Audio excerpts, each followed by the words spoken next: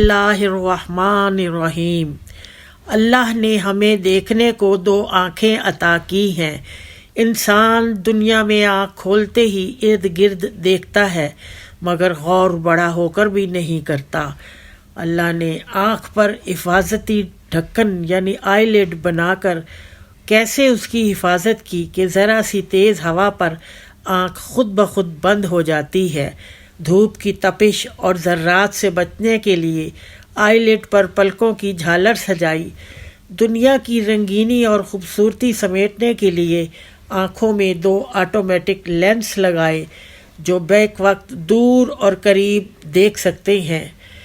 آنکھ کے اندر ایک ایسی چھوٹی سی اسکرین لگائی جسے ہم ریٹینا کہتے ہیں، جس پر بڑے سے بڑا منظر بھی یعنی پہاڑ، سمندر، آسمان، زمین سب سما جاتے ہیں۔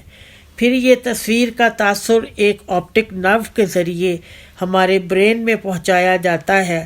پھر کہیں جا کر ہم دنیا کی دلکشی اور رنگینی کو دیکھ پاتے ہیں لیکن غور پھر بھی نہیں کرتے۔ تو اللہ کے علاوہ اور کون ہے جو اس نازک اور پیچیدہ سسٹم کو بنا سکے؟ کوئی نہیں۔ پھر اس کے آگے سجدہ ریز کیوں نہیں ہوتے؟